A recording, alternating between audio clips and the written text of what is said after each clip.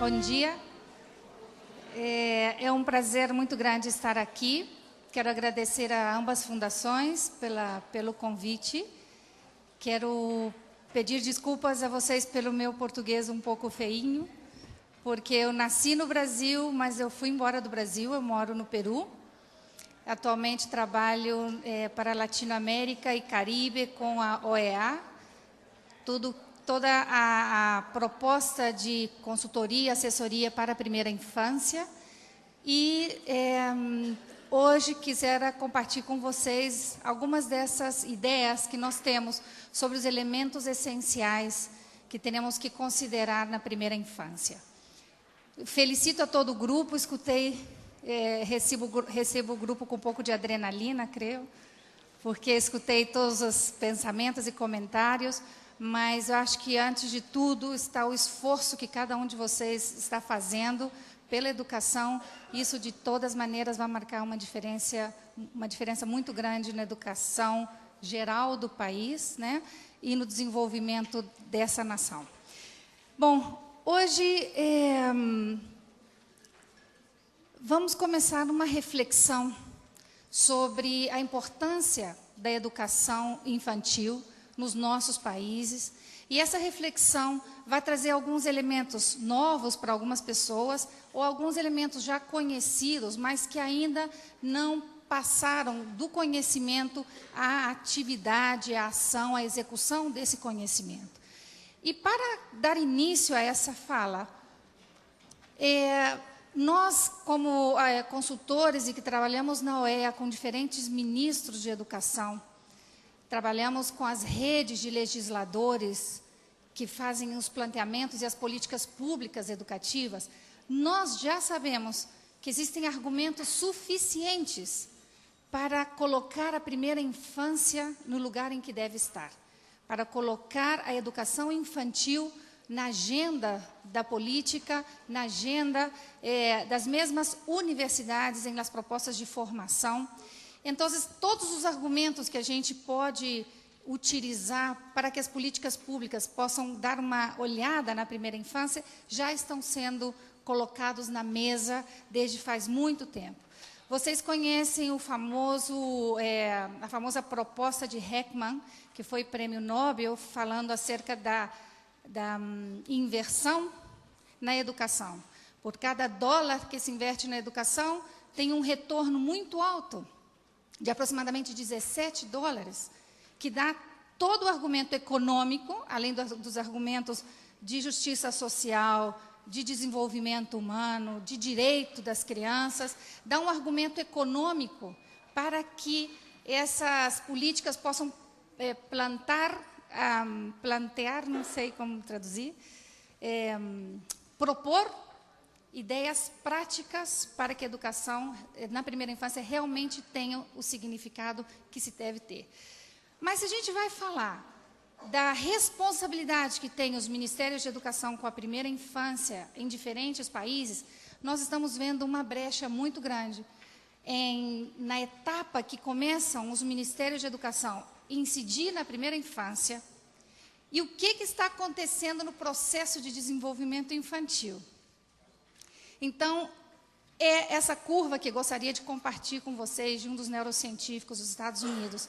Essa curva que vai mostrando como é que o desenvolvimento do cérebro de uma criança tem um momento tão importante em que essa curva de inversão, todavia, não está atuando em ela.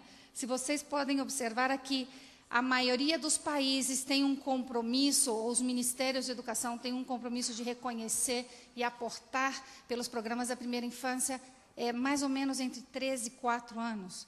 Alguns países que nós trabalhamos e damos assessoria têm a responsabilidade das crianças dos 5 anos para frente, não fazem nada, são as crianças invisíveis, as crianças de 0 a 3 anos, mas essas crianças invisíveis, como podem olhar vocês aí, estão passando por um processo de transformação e desenvolvimento cerebral. E onde estão essas crianças? O que estamos fazendo como país para o desenvolvimento dessas crianças? Então, por mais que tenham argumentos acerca da inversão na educação e do retorno, a mirada o olhar está para quando é que tem, então, que começar essa inversão, frente a todas as investigações que nós estamos conhecendo com relação ao desenvolvimento do cérebro. Outra coisa que ficou bem claro também é que, para falar de educação infantil, não basta falar de um só setor trabalhando na educação infantil. Nós temos que falar de multissetores. Nós temos que falar de compromisso, tanto dos ministérios de educação, quanto dos ministérios da saúde, da proteção social, porque uma criança é um ser integral. Na primeira infância, como vamos ver em uns momentos, o ambiente ele vai marcar o desenvolvimento do cérebro. E, frente a essa influência tão significativa do ambiente, eu tenho o fator de educação, de atenção, de saúde, de proteção, e todos os fatores, além desses que estão aí, como, por exemplo, que vocês acabam de falar da merenda escolar, né? O fator nutricional. Será que os neurocientíficos estão entendendo alguma coisa sobre a nutrição? Será que existe algum suporte científico para que vocês possam lutar pelos direitos da merenda na infância? E existe, sim existe. A nutrição está diretamente relacionada com a cognição, diretamente relacionada com a aprendizagem. Muitas das crianças que estão nos nossos centros educativos, que estão deitadas na carpeta, não estão desinteressadas, estão desnutridas. Estão com fome, estão desnutridas. Então, primeiro elemento essencial para a gente falar de um programa de qualidade na primeira infância é um trabalho entre os diferentes setores. Então, penso eu, e na experiência que a gente está tendo na América Latina e no Caribe, que o diálogo vai mais além do município com o Estado, no caso do Brasil. O diálogo vai entre o Ministério da Educação com o Ministério da Saúde. Me explico ou não? Então, vocês vão vendo que essa proposta de qualidade de educação infantil tem que ser compromisso do país, tem que ser compromisso dos diferentes setores. Mas, por mais que nós falamos, na atualidade, agora, no ano 2012, de programas de qualidade para a primeira infância, não existe um programa que possa ser, ou que possa receber um selo de qualidade, selo se diz? Um selo de qualidade, se esse programa não considerou um aspecto essencial, se esse programa não considerou o neurodesenvolvimento. Porque, através de anos de investigação, nós vamos entendendo que esse processo de neurodesenvolvimento marca o perfil do ser humano, marca a qualidade de vida do ser humano e está totalmente relacionada com a influência do entorno. E por que estamos entendendo o neurodesenvolvimento? Porque as neurociências, que são ciências que estudam o cérebro, o sistema nervoso, a relação do que acontece no cérebro com a conduta, ou como é que o cérebro aprende, como é que a memória guarda, esses diferentes sistemas de memória guardam a aprendizagem e pode depois evocar essa aprendizagem em outro momento. Então, as neurociências, que são ciências que estão cada vez mais entendendo quem somos nós como seres humanos, estão aportando conhecimentos muito significativos para o campo da educação. E esses conhecimentos que estão entrando no campo da educação estão sendo interpretados, porque nem tudo que tem na neurociências pode ser aplicado no campo educativo. E muitas coisas que neurociências falou sobre o desenvolvimento cerebral se voltaram mito dentro do campo educativo. Por isso, então, a nível mundial, se conformou uma rede muito forte de neuroeducadores que está unindo 3 ciências fundamentais, que vamos ver agora, para poder selecionar todos os conhecimentos que as neurociências vêm falando sobre o funcionamento do cérebro, o desenvolvimento do cérebro na primeira infância, na adolescência, e o que é que isso tem que ver com nós no campo da educação. Então, a proposta que está agora a nível, vou falar para vocês, mais que a nível de América Latina e Caribe. A proposta que está agora muito forte a nível mundial é que tanto a formação inicial dos professores, que vão trabalhar com crianças na primeira infância, como com os que já estão trabalhando, com os que estão fazendo as políticas públicas da primeira infância, com os que estão desenhando os currículos da primeira infância, necessitam ter conhecimento sobre a neuroeducação. Eu estive no mês de agosto, não, mentira, de novembro, nos Estados Unidos. Foi um fórum de 150 neurocientíficos e 30 neuroeducadores. E estava a pessoa que segue ao Obama, da Casa Branca, responsável do planteamento das políticas públicas. Então, nos Estados Unidos, agora, a próxima reforma curricular vai contemplar os aportes da neuroeducação. Mas, para isso, precisamos dar um passo grande, mas um passo grande para trás, que é uma especial olhada na formação docente e uma especial olhada na prática pedagógica que tenha relação com essa proposta. Então, o segundo elemento essencial que eu quero apresentar para vocês, o primeiro é esse: temos que trabalhar entre diferentes setores. Não podemos trabalhar solos, temos que trabalhar com diferentes setores. Segundo elemento essencial, necessitamos ter uma olhada, uma visão frente aos aportes da neuroeducação. E a neuroeducação é uma nova disciplina que está surgindo, que tem como objetivo fazer uma ponte entre diferentes ciências e permitir um diálogo entre neurocientíficos, entre psicólogos e entre educadores. Vocês sabem que algumas das disciplinas já estão sólidas, como, por exemplo, a neuropsicologia, né? Algumas disciplinas, como a psicologia educativa. Estamos começando a falar de neuropedagogia em vários países. Na Europa temos muito avanço em que é neuropedagogia. Aqui na América Latina está começando a proposta de neuropedagogia. Mas o que pretende a neuroeducação? A neuroeducação pretende fazer um diálogo comum entre essas três ciências, para que realmente o que chegue na mão do educador, do gestor da educação, seja significativo para o desenvolvimento do estudante. Nesse caso, a gente está falando de crianças na primeira infância. E o que estamos buscando? Estamos buscando que esses aportes essenciais que possam dar os neuroeducadores, a neurociência, a psicologia e a pedagogia, feche um pouco essa brecha que existe epistemológica. Porque para um neurocientífico, aprendizagem significa uma coisa, que nós vamos ver em alguns minutinhos. Para um professor, aprendizagem significa outra coisa. E muitas vezes o que se investiga dentro dos laboratórios de neurociências se comprovam determinadas condutas que estão vinculadas ao desenvolvimento cerebral. Mas vem a grande pergunta: esse é um grupo de 10 pessoas, de 10 crianças num laboratório. O que acontece com um grupo de 35 crianças na sala de aula? Será que essa mesma resposta se dá nesse outro ambiente? Então, a neuroeducação tem que fechar essa brecha que existe entre as investigações e a ação em si.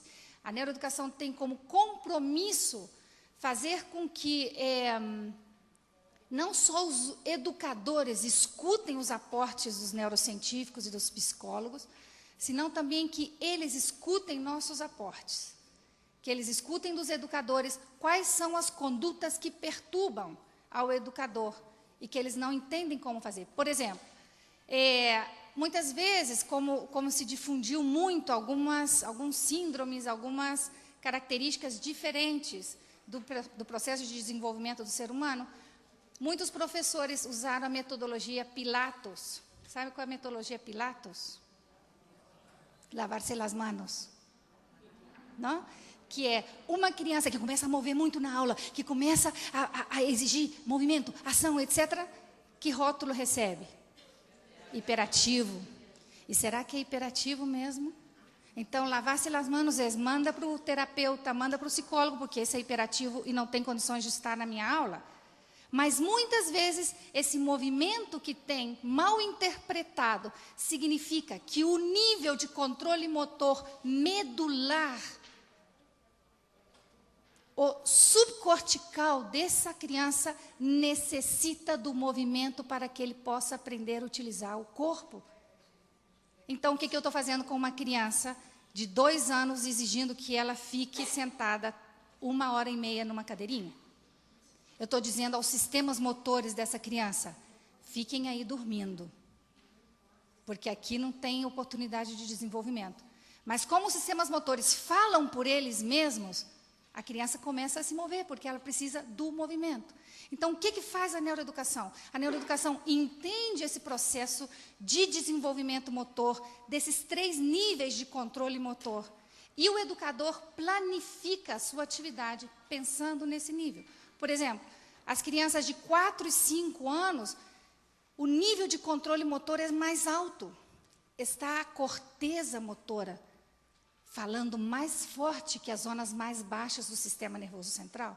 Então, é um momento que as crianças sim conseguem concentrar-se mais, sim conseguem fazer habilidades motrizes finas, com maior dedicação, a diferença de crianças numa etapa inferior. Então, estão seguindo o raciocínio? Então, está muito horrível o meu português, ou está dando para... Estou tirando da minha memória de longo prazo, o meu português infantil de Minas Gerais, já se deram conta, não? Uai.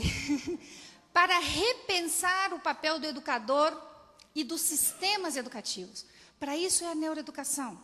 Porque não vale as reformas curriculares, não vale as reformas dos sistemas educativos se você não pensa no ser humano que está sentado aí. Porque as reformas nos sistemas educativos, a gente vem apreciando que estão vinculadas à burocracia, às gestões, mas o ser humano, o indivíduo em si, muitas vezes é esquecido nessas propostas. E esse ser humano que não pode ser esquecido, principalmente é o que está na educação infantil. Porque encontramos tantas dificuldades de aprendizagem, compreensão da leitura. Ler e compreender a leitura nas primeiras séries como se diz agora, primeiro grau, ensino, o primeiro ano do ensino fundamental. Obrigada. E muitas vezes o que a gente faz? Busca estratégias para que essa criança leia e interprete. Buscamos mais perguntas, mais textos, mais atividades. Mas onde está a essência de tudo isso? Não está nesse cérebro que ainda não sabe ler e interpretar. Está num cérebro que não teve oportunidade na educação infantil de entender a consciência fonológica. Porque é o cérebro que fala e escuta que é o que vai construir o cérebro que lê e compreende a leitura. Então, a neuroeducação vem para repensar essas reformas educativas, vem para repensar o papel do educador. E uma das coisas que me encanta, que me interessa muito, é que realmente, em muitos momentos, o educador chega a ser desvalorizado entre outras profissões. Mas, se nós temos um projeto de que os educadores saibam investigar, que os educadores tenham dados, que os educadores façam pesquisa, que sejam científicos também, vão ter muitos mais argumentos para defender a proposta curricular ou a proposta que tem. Então, dentro dessa visão da neuroeducação como um dos aportes essenciais, eu vou fazer só uma breve, porque tenho pouquíssimo tempo, vou fazer um breve recorrido, como se diz? Um breve resumo do que são os aportes essenciais para os que estão fazendo a gestão da educação, como vocês, assim como para os pais e os educadores que estão em aula, que a neuroeducação já vem incomodando, que a neurociência já vem tocando a porta dos educadores e que vão, de alguma maneira, permitir a transformação do nosso sistema educativo. Porque eu faço uma pergunta para vocês. Queremos transformação, e mira o lema que temos aqui, né? Podem ler vocês na sua prisma que se chama? Tem 3 palavras. Liderar, educar, transformar. Pensamos nessa terceira palavra, transformar. E minha pergunta é: como transformar sem saber que é o que vai ser transformado? Porque é do cérebro do educador que sai a proposta de transformação. E é no cérebro do aluno, do estudante, que vai acontecer uma transformação frente a essa proposta de educação. Então, agora, no ano 2012, com o avanço que a gente tem nos estudos das neurociências, é impossível falar numa transformação dos sistemas educativos sem perceber esses aportes essenciais. Então, eu vou fazer um breve resumo desses aportes. Quando eu falo que tem que trabalhar de forma multissetorial, temos que trabalhar de mão com a saúde, com o sistema de saúde, o setor saúde. Porque essas crianças que estão entrando na nossa proposta, desde o nascimento, desde a maioria das creches, todavia chamam creches, né? Ou dos centros de educação infantil, recebem ninhos já, crianças já com 3 meses, né? Alguns já recebem com 4 meses. Então, imaginem que essa criança vem de todo um processo de desenvolvimento que vocês não puderam interferir nele. Porque nós somos como somos, porque genética e ambiente atuam sobre o nosso desenvolvimento.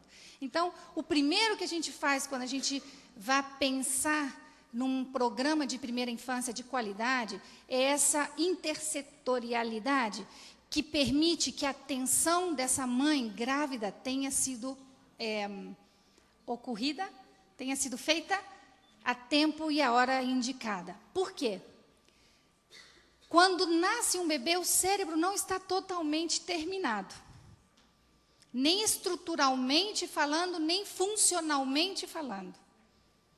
Porque o processo de desenvolvimento cerebral começou tão somente 3 semanas depois da concepção, quando muitas mamães nem sabiam que estavam grávidas. Então, começa aí, por exemplo, a tomar o ácido fólico. Mas o ácido fólico vai fazer pouca coisa nesse momento. Porque uma das responsabilidades do ácido fólico é permitir a multiplicação celular. Então, quando seria a etapa ideal para começar a tomar o ácido fólico? Antes da gravidez, antes da gestação.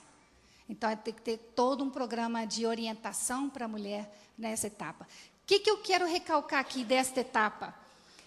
Que todas as crianças que estão no nosso sistema educativo são fruto de um processo de desenvolvimento cerebral que começou na etapa pré-natal. E o que a mãe consumiu, sentiu e viveu, ainda que a barreira placentária oferece uma determinada proteção, passou para esse bebê.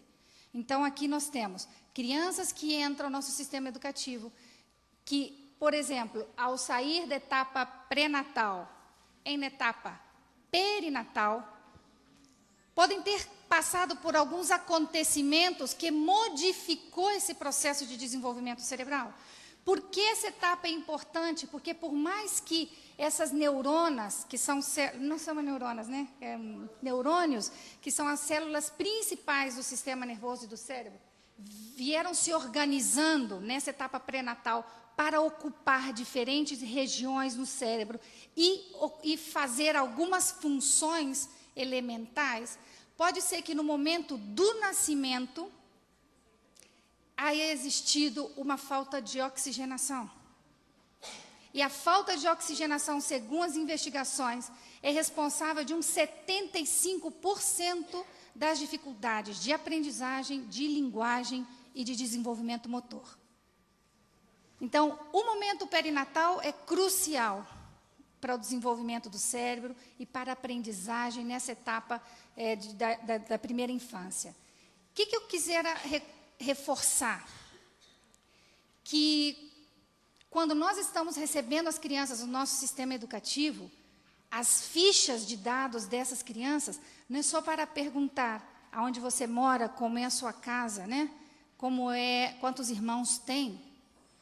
Uma educação infantil que está preocupada com a neuroeducação pergunta a essa família, a essa mãe, como foi a etapa pré-natal, como foram as condições de nascimento. Atenção, não para rotular. Esse aqui, como a mamãe teve momento perinatal complicado, esse vai ter muitos problemas. Não, porque a gente vai ver mais adiante como o cérebro é plástico. Mas para quê? Para que eu tenha uma atenção especial a essa criança. Se vocês recebem uma criança que tem um APGAR por debaixo do estándar, já é uma criança que nós temos que olhar com outros olhos.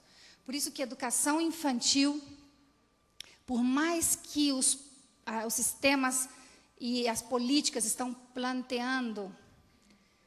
propondo aumento da cobertura, da atenção, se dentro desse aumento da cobertura e da atenção não tem individualização, volto a falar de uma educação infantil sem qualidade.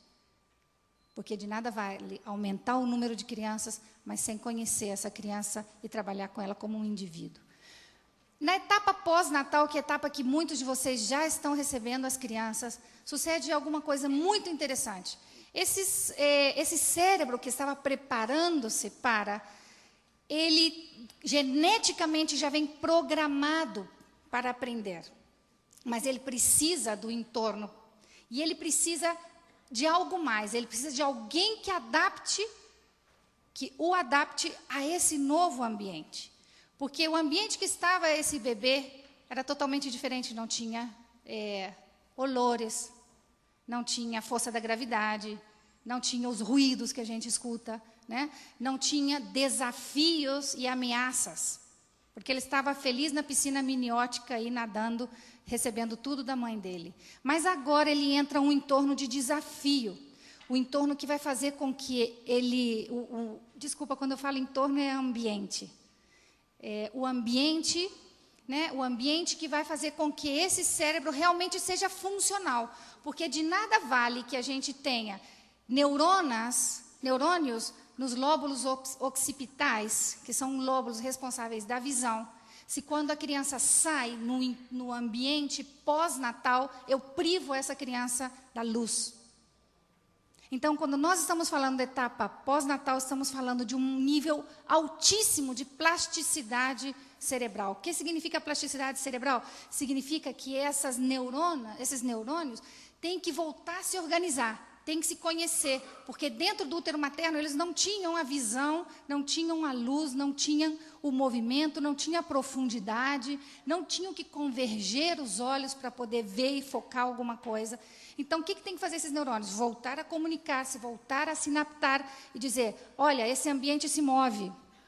Olha, isso está muito longe, eu tenho que copiar aqui no meu livrinho, então eu tenho que fazer uma convergência visual. Então, esses neurônios precisam aprender do ambiente. Por isso que são plásticos. E o ambiente da etapa pós-natal dessas crianças que vocês recebem aos 3 meses de idade, necessariamente necessita ter 3 componentes básicos. Apontem, por favor.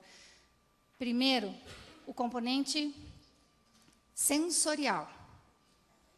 Segundo, o componente emocional. E terceiro, o componente motor. Porque esses 3 elementos vão dar os insumos, né, que necessita esse cérebro nesse novo entorno, nesse novo ambiente para aprender. Desde a sensação, nós vamos construindo toda a aprendizagem que vai entrar no cérebro. Como dizia Aristóteles, não tem nada, não existe nada na mente, não existe nada no cérebro que não tenha entrado por onde? Pelos sentidos, muito bem. Não existe nada lá dentro que não tenha entrado pelos sentidos. E o que mais a gente se esqueceu na educação da primeira infância foi da educação sensorial, da educação senso-perceptiva. Saltamos essa fase. Vamos direto à área cognitiva, por exemplo. Né? Então, não existe crescimento da área cognitiva se não entrou informação nível dos sentidos. Outra coisa que é importantíssima, o vínculo, esse vínculo que a mãe veio fazendo nos 3 primeiros meses, que passa já a tarefa do vínculo ao centro educativo, necessita ser mantido em conta. Porque as investigações feitas com crianças em orfanatos, por exemplo, em România, demonstraram que estar deitados, boca para cima, dentro do bercinho, sem receber essa estimulação do ambiente, principalmente esta interação que faz com que o vínculo emocional me forme como um ser humano, foram crianças que jamais conseguiram se adaptar de forma totalmente potencial ao ambiente que estavam. Ainda que foram adotadas por famílias, ainda que fizeram programas de estimulação com elas, elas representaram um processo de desenvolvimento diferenciado.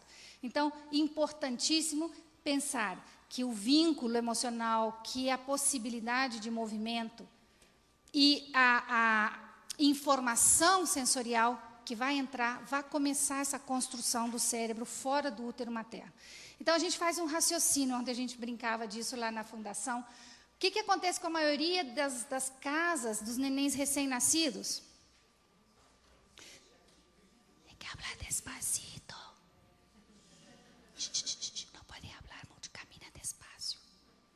Baja a cortina, muita luz, baja a cortina. Então, o que passa com essas neurônias que estão a nível visual, a nível auditivo, que necessitam dos insumos para entender, eu estou aqui para ver, para classificar o que eu estou vendo, eu estou aqui para escutar, ficam sedentas de informação e a informação não chega. Então, aí a gente entra com a formação aos pais de família, com a formação. Não estou dizendo que temos que colocar as crianças num ambiente sobreestimulado, porque a sobreestimulação é tão mal quanto a falta de estimulação. Então, não é o barulho infernal, não é a sobreestimulação sensorial, senão é a medida do ambiente correto. Avançando um pouco mais, a gente tem que pensar em dois fenômenos fantásticos no cérebro. Primeiro, esse fenômeno da plasticidade, que permite que, através do ingresso da criança a esse novo mundo, ela se agarre do que ela pode agarrar para poder entender e viver e se adaptar nesse novo mundo, que é o que a gente chama de plasticidade proveniente da experiência. E logo há uma plasticidade dependente da experiência, que é o que a maioria das crianças que estão nos sistemas educativos estão na expectativa. Que a experiência permita que o cérebro delas possam se desenvolver e possam aprender e modificar esse processo. Agora, que vem as neurociências falando com a gente das crianças entre os 3 primeiros anos de vida?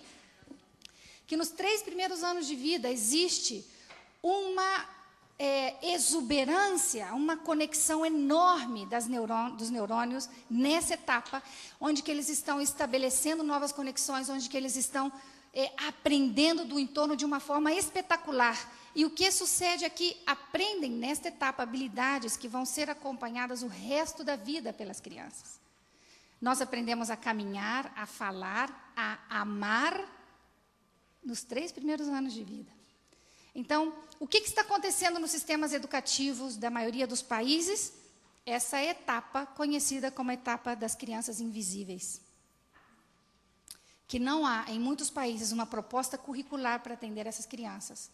Que há muita experimentação, ou que o Estado não tem, como se diz? Não tem ingerência, não sei como se diz, sobre essa etapa, e fica na mão das propostas dos centros educativos particulares. Mas o governo, o Estado, o Ministério em si, tem que pelo menos acompanhar quais são essas propostas. Me faço entender ou não?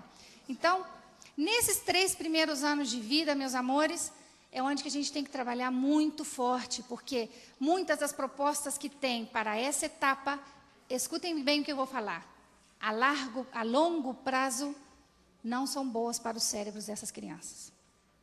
Por exemplo, a atividade de colocar a criança deitada em cima da bola, não? E mexer essa criança cantando canção, isso não provoca um desenvolvimento adequado do cérebro, se não tem uma intensidade adequada, provoca uma sobreestimulação do sistema vestibular. Então, por isso que os programas têm que estar pensando em esse cérebro que está em processo de desenvolvimento. O que a gente tem que ver? Que as experiências que eles estão vivendo, principalmente nesses 3 primeiros anos de vida, vão deixar vestígios, umas marcas indeléveis. Indeléveis. Por isso que, desculpem, todos os professores são essenciais, mas os professores da primeira infância necessitam um perfil mais especial ainda. Mais especial, porque ele está atuando sobre um cérebro que está em processo de desenvolvimento. E por isso que nós, nas nossas responsabilidades, a gente tem que cuidar algum desses fatores que não são adequados se a gente não tem conhecimento para um bom desenvolvimento cerebral. Por exemplo, o que vocês falaram da alimentação. A alimentação tem relação direta com a cognição. A glucosa é elemento essencial, é o combustível do cérebro. É o combustível. Então, se a criança passa uma noite toda em ayuna, em jejum, perdão, e depois não tem uma boa alimentação, com que energia ela entra a proposta de aprendizagem? Não entra com uma energia, porque a alimentação tem vínculo com a aprendizagem, tem vínculo com o desenvolvimento cerebral. A mielinização, que é uma coisa que vamos falar daqui uns minutinhos, que é esse processo de madurez, de maduração do sistema nervoso central, que vai permitir que estas células nervosas maduras executem bem as funções que têm que executar. Cronobiologia, o que a gente está aprendendo sobre isso? Que dormir é essencial para aprender. Então, nos centros educativos que têm horário integral, tem que ser programada o horário de dormir. O horário da siesta. Siesta não? Siesta se diz? Do repouso. Por quê? Nós estamos entendendo com as investigações em neuroeducação, em neurociências aplicadas à educação, que no momento do sono REM, hay muita coisa para falar que não dá muito tempo, estou nervosa com os minutos, o cérebro trabalha como se estivesse acordado. E é nesse momento que os neurônios voltam a se organizar, voltam a conversar e dizer, aprendemos a cor amarela, aprendemos a forma triângulo, vamos organizar, vamos relacionar essa informação. E se a professora fez um bom trabalho, o cérebro tem uma mensagem, isso é importante, tenho que deixar ativado numa memória. Então, ademais, os outros fatores também vêm demonstrando como é que o ambiente vai afetando esse processo de desenvolvimento cerebral. Que outro elemento é essencial para a primeira infância? Enriquecer a nossa proposta curricular com o que a gente está aprendendo sobre o cérebro, do desenvolvimento do cérebro na primeira infância. Primeiro, o conceito de aprendizagem é um conceito construído. Muitos anos atrás a gente falava no campo educativo que aprender é mudar a conduta, mudar o comportamento. Porque eu aprendi, por exemplo, o que é grande e pequeno, sei classificar e sei selecionar, e na hora de escolher um pedaço de torta, eu vou preferir escolher o pedaço de torta grande, né, se eu gosto de torta. Então, logo os psicólogos vêm, atuam e dizem, não, vai um pouco mais da conduta. A aprendizagem está relacionado com a cognição, está relacionado com os padrões mentais que a gente tem e que vão se modificando frente à experiência. Agora, quem chega para opinar? A neurociências fala, não é só a conduta, não é só o comportamento, não é só a mente ou as faculdades cognitivas, senão há uma transformação neuronal quando se aprende. Agora, me respondam, por favor, outra pergunta. É ou não vital para o desenvolvimento do ser humano um educador? Se a proposta de aprendizagem vai entrar na essência do cérebro dele, vai entrar modificando a estrutura das neurônias, temos que ter educador de qualidade. Porque, já dizia meu professor nos Estados Unidos, garbage in, garbage out. O que significa isso? Lixo adentro, lixo fora. Então, por isso que aí a gente vai reflexionando.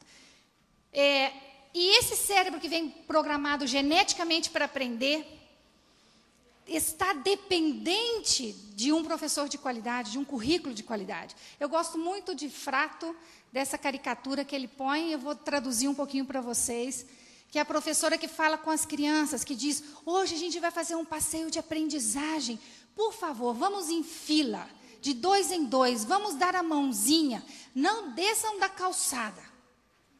Observem tudo, não se afastem uns dos outros. E chega na sala de aula e diz, que ótimo o nosso passeio de aprendizagem. Vamos desenhar o que a gente aprendeu? E olha o que desenhou a criança. A cabeça do companheiro que estava na frente. Porque na experiência que o educador propôs, não existiu uma planificação correta, não existiu uma norma correta para essa experiência. Então, todo o potencial que tinha essa criança para aprender foi matizado, foi modelado pela proposta do educador. Outro elemento essencial para considerar no currículo. Graças a Deus, e menos mal, nossos cérebros têm a capacidade que veio programada geneticamente de aprender. Por isso que hemos sobrevivido a muitos maus professores. Né? Mas aprendemos, e passamos e estamos todos sentados aqui. Então, essa capacidade própria do cérebro de aprender, nós não podemos desconsiderá-la na nossa proposta curricular. O que significa isso? Estruturalmente, funcionalmente, nosso cérebro tem regiões que te permitem aprender desde diferentes sistemas. E esses sistemas que te permitem aprender interatuam uns com os outros. Então, são 6 sistemas básicos que o cérebro tem, de forma independente do professor, de aprender do ambiente. São sistema emocional, social, senso perceptivo, físico, cognitivo, moral, espiritual e reflexivo. O que quer dizer isso na nossa proposta curricular? Quer dizer que a nossa planificação, o nosso currículo que a gente está desenhando, tem que pensar em experiências para todas estas áreas. Então, eu tenho que ter planificado, sim, uma experiência de fundo emocional, uma experiência de fundo social. Porque o que vai acontecer? Vai rebotar, refletir em idades posteriores o déficit da primeira infância em não alimentar esses sistemas. Vou dar um exemplo. O que a gente está vivendo na secundária muito forte? Secundária não, na adolescência. O bullying, não é certo? E que é o bullying? É a falta de trabalho desde a primeira infância com os sistemas social, emocional e moral. Então, tem muitas coisas que nós estamos no nosso currículo planteando, mas que estão em porcentagem muito alta para o sistema cognitivo. Estamos deixando os outros sistemas em déficit. Então, qual é uma proposta de currículo de qualidade para a primeira infância? Que pensem não somente em áreas curriculares, que pensem em áreas de desenvolvimento humano, áreas de desenvolvimento cerebral. Como eu dizia que o cérebro tem suas formas próprias de aprender, o cérebro tem um mapita, uma folha de rota, que faz com que ele aprenda das diferentes experiências.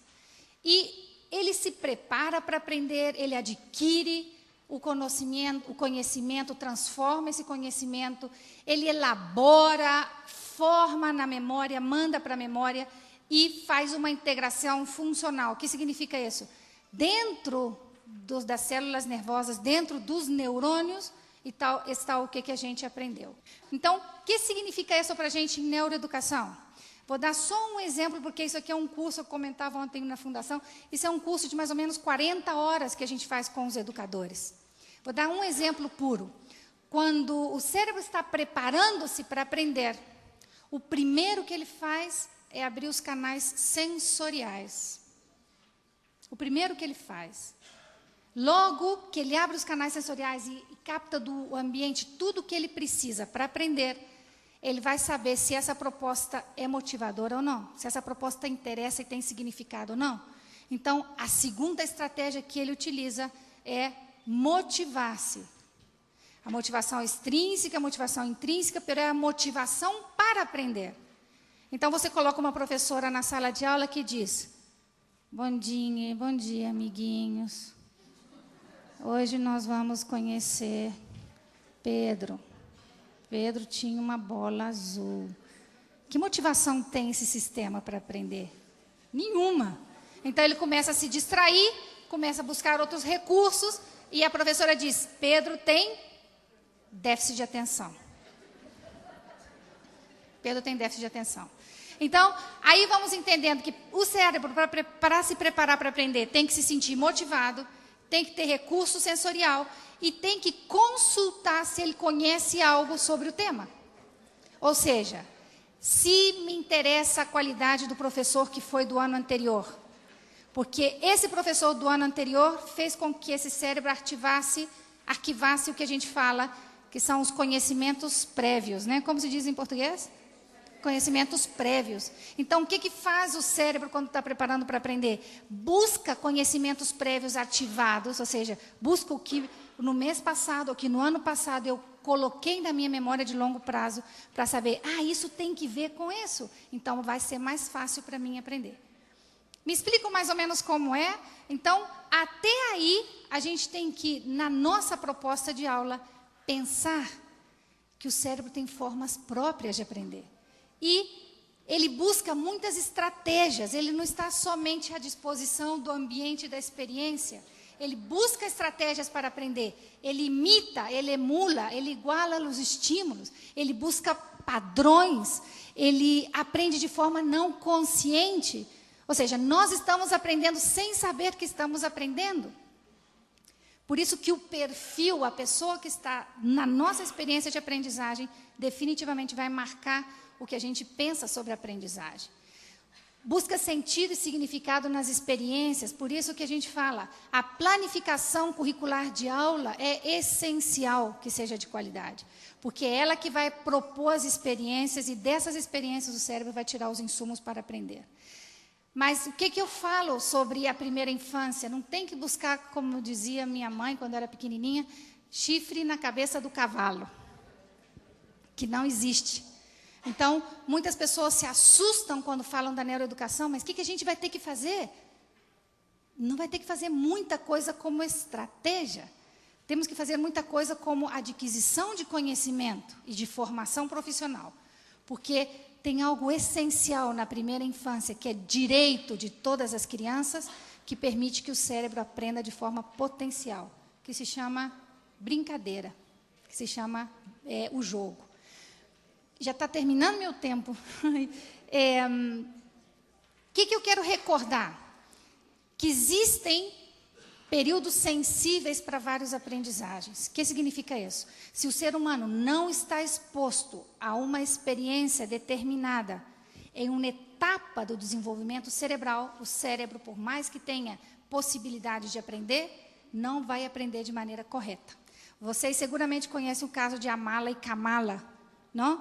Duas crianças que foram encontradas no bosque da Índia, foram crianças que, por mais que o cérebro delas vinha programado para um sistema de comunicação, elas não conseguiram articular a linguagem humana, porque quem adotou essas crianças, quem foi?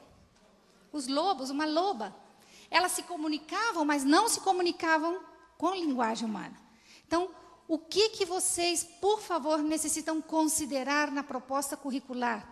Que, principalmente nesses 3 primeiros anos de vida, essas experiências relacionadas com a linguagem, com a visão, com a audição, com os movimentos e as emoções, têm que estar planificadas, têm que estar presentes. Porque o cérebro está listo, preparado para aprender delas, mas se não tem experiência. Aí vem a típica história. Então, Ana Lucia, se pode fazer segundo idioma na primeira infância? Podemos ensinar inglês, espanhol, outra palavra, outro idioma na primeira infância? E a resposta é, por supuesto que sim. Claro que sim. Qual é o perigo? Que a pessoa que ensine com os fonemas inadequados. Por exemplo, red. Não existe o fonema R inicial para a R. Como se diz vermelho em inglês? Red, não é certo? É outro fonema. Então, qual é a grande questão? A qualidade da experiência. Qual é o elemento central para a neuroeducação na primeira infância? É o jogo, é brincar com os objetos, com as pessoas, com os brinquedos que estão aí, com o ambiente. Quando a gente fala de um ambiente adequado, a gente fala de ambiente desde a infraestrutura, mas principalmente da pessoa que está aí nesse ambiente que vai marcar a diferença. Agora, vocês coloquei uma pergunta que vocês devem estar tendo na cabeça, né? Brincar não é novidade. Educação infantil, basicamente, tem que brincar. Mas qual é a diferença? E a diferença está nisso. No que tem dentro da cabeça do educador quando propõe a atividade de brincar. Me entendem ou não? Então, se o educador sabe que tem um processo de maduração Existem zonas que estão sedentas de experiência para que se vuelvan maduras, não sei como dizer, para que se tornem maduras. Eu tenho que propor brinquedos, jogos dessa região que está aí sedenta. Por exemplo, venham vocês a primeira região colorida de rosa, que é a região subcortical, é a região mais vinculada com o movimento e com a informação sensorial. Então, o que eu faço como educador? A propósito, eu planifico jogos e brincadeiras no meu ambiente, onde eu estou pensando e planificando, preciso de fazer jogos de movimento, e jogos de movimento de diferentes formas, graduados, para o motor grosso, para o motor fino. Eu vou solicitar 5 horas mais para poder seguir, porque é excepcional. Onde que está, para mim, a essência da neuroeducação? Está nessa cabecinha do educador, que pode planificar uma experiência de aprendizagem com qualidade. Para terminar, qual é a última elemento que vai definir a qualidade da educação infantil? É a proposta de avaliação. Se nós vamos olhar esse menino, essa menina, desde esse desenvolvimento, desde esse neurodesenvolvimento, eu tenho que modificar minha proposta de avaliação, minha proposta de aprendizagem. Vou dar um exemplo muito fácil de entender. Esse é o sistema nervoso central que vocês estão vendo. A maduração desse sistema começa da parte mais baixa, aqui está da medula espinal, sobe até a zona subcortical e entra no cérebro, no encéfalo, e essa é a zona cortical. E dentro do cérebro, qual é o processo de maduração? Desde a parte de trás, occipital, até a parte da frente, pré-frontal. O que significa isso? Que cada uma dessas regiões domina determinadas habilidades. Então, quando eu estou planificando uma atividade, eu estou evaluando uma atividade, se eu salto a etapa, a criança não responde bem a essa avaliação. Mas não significa que ela é torpe, que ela não sabe, que ela não aprendeu. Significa que tem um processo de desenvolvimento neurológico que está em processo. Vou dar um exemplo. Professoras que pedem às crianças de 2 anos de idade que escrevam, que coloreiem dentro de uma maçã respeitando o limite. Não pode sair do limite. E mais ainda, tem que colorir com uma direção. Não pode colorir com várias direções, tem que ser para cima e para baixo. Não? Ou pedir à criança que recorte linhas curvas, linhas quebradas, linhas onduladas, com 2 anos e meio. Agora, o que significa isso nesse sistema de maduração ou mielinização do sistema nervoso central? Que todos os nervos dos nossos corpos, graças, respondem a essa maduração. Mas como se dá essa maduração? Se dá desde o centro do corpo, a nível físico, do centro do corpo à extremidade do corpo. Então, os últimos nervos a estarem maduros e que sabem para que servem, são os nervos de onde? Os distais, que estão na ponta dos dedos. E sabe quando esses nervos estão maduros? Aos 3 anos e meio de idade. Então, o que eu faço? Eu coloco uma criança de 2 anos e meio recortando e ponho uma avaliação. Então, como ela não recortou bem, ela não é apta. Ela não é apta. Me entende onde que a gente vai com o neurodesenvolvimento? A gente vai planificando, mas a gente também vai mudando a nossa visão sobre a avaliação. Tome nota. Algumas mensagens com relação a isso. A relação entre o desenvolvimento do cérebro e o comportamento observável, que é o que a gente vai avaliar. Vão marcar a individualidade da criança. Atenção, cada ser humano tem um processo de desenvolvimento único. Por mais que o cérebro tenha uma forma, o sistema nervoso tenha uma forma de desenvolver para o ser humano, vai depender da carga genética e do ambiente que essa criança se desenvolveu para que existam algumas habilidades. Então, quando a gente fala de avaliação no desenvolvimento infantil, nós vamos olhar 2 processos. O processo de aprendizagem, mas o processo de desenvolvimento humano. E vamos entender que para algumas crianças, elas sim podem, aos 6 meses de idade, sentar-se sem apoio. Mas que para outras crianças, não. E você vai ver a diferença por quê? Todas as crianças que tiveram a oportunidade de estar deitadas boca para baixo, nos primeiros meses de vida, são as crianças que melhores habilidades motrizes têm. As crianças que ficaram boca para cima nos primeiros anos de vida são as que mais tempo demoram em demonstrar habilidades motrizes. Então, se você vai olhar a história dessa criança, por que ela não assentou sozinha com 6 meses? Porque todo o processo de educação e estimulação anterior a essa etapa não deram essa possibilidade de desenvolvimento potencial. Então, avaliemos considerando a diversidade. Quanto maior a maturidade cerebral, maior a complexidade de habilidades e melhores destrezas. Não planifiquemos sem conhecimento. Não planifiquemos pensando que vamos transformar as crianças em gênios, que as crianças do meu salão, do meu centro educativo vão ser as melhores do sistema. Planifiquemos conhecendo esse processo de neurodesenvolvimento.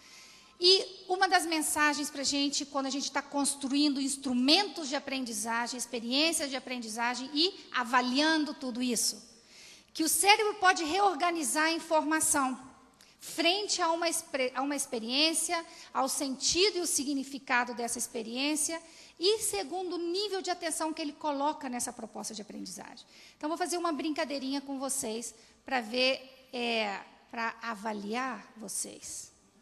Mentira. Em silêncio, por favor, olhem essa imagem que eu estou colocando. Não comentem com ninguém. Muitos já devem conhecer essa imagem. Agora, comentem com o companheiro que está do lado de vocês o que vocês estão vendo nessa imagem.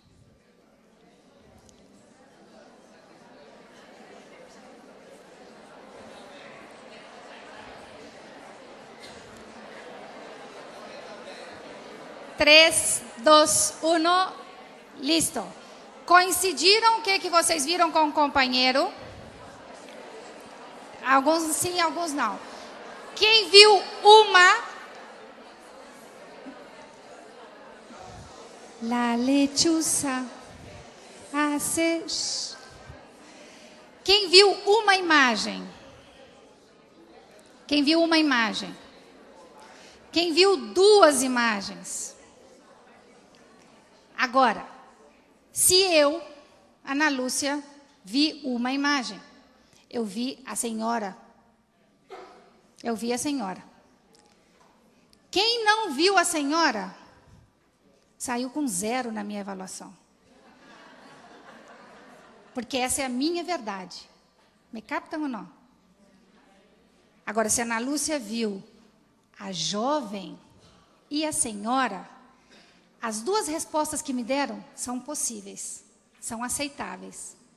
Me explico? Então, por falar nisso, conseguem ver a jovem e a senhora? A senhora é essa que tem um lenço branco na cabeça, que está entre uma roupa de pele e um batom vermelho. E o batom vermelho dessa senhora se transforma no colar da jovem. A verruguinha que tem no nariz da senhora é o nariz da jovem. Podem ver agora as 2?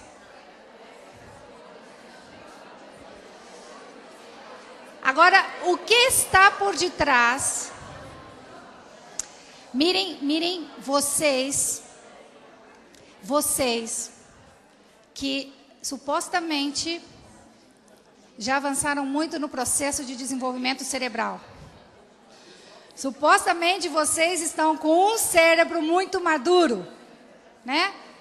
Mas imaginem as crianças que estão com um processo de desenvolvimento cerebral ainda em avanço, mês tras mês, dia tras dia. Quero pedir silêncio só para essa mensagem que vai estar por trás disso. Por trás desse exercício, olha a reflexão que está. Retiremos a ambiguidade dos nossos instrumentos de aprendizagem e de avaliação. Nem todo que o professor vê claramente, o aluno vê claramente. Por isso que para ele, menos ambíguo, mais claro, mais precisão, a resposta da aprendizagem, da avaliação da mesma vai ser diferente. Porque o que a gente vê é o que está por cima, como um iceberg. Mas tudo que está nesse processo de desenvolvimento cerebral a gente não está vendo. Mas se temos a capacidade de entender como é importante considerar esse processo para planificar, nós vamos modificar nossas propostas de educação infantil. Ainda que façamos muitas coisas, são vários fatores que fogem das nossas mãos. Fatores genético, emocional, índole biológica, ambiente da casa, socioeconômico e cultural, que vão modificar esse processo de desenvolvimento cerebral e essa aprendizagem. Mas o grande desafio que a neuroeducação deixa em primeiro lugar é esse: um novo perfil de educador. Porque é impossível que uma pessoa saia de uma universidade hoje que estudou a carreira de educação, ou de uma pessoa que está atuando com as crianças frente aos aportes das neurociências, não considere isso no seu fazer pedagógico. E o neuroeducador é contagiante. Outro desafio, já para terminar, que as políticas públicas estabeleçam a excelência e a qualidade dos sistemas educativos desde a primeira infância. Estamos, por meio do trabalho que a gente faz com muitos ministérios de educação na América Latina e o Caribe, estamos vendo as leis, as políticas para certificação da qualidade nas universidades. Mas a neuroeducação que exige das políticas públicas? Que tenha qualidade no sistema educativo desde a primeira infância. Porque é a primeira infância o primeiro degrau. Outro desafio, que os ambientes das nossas crianças sejam seguros, com oportunidades de desenvolvimento e crescimento, que sejam reduzidas as ameaças e as adversidades, porque todas as nossas crianças têm direito à vida, têm direito à proteção, à liberdade, à alimentação e uma educação de qualidade.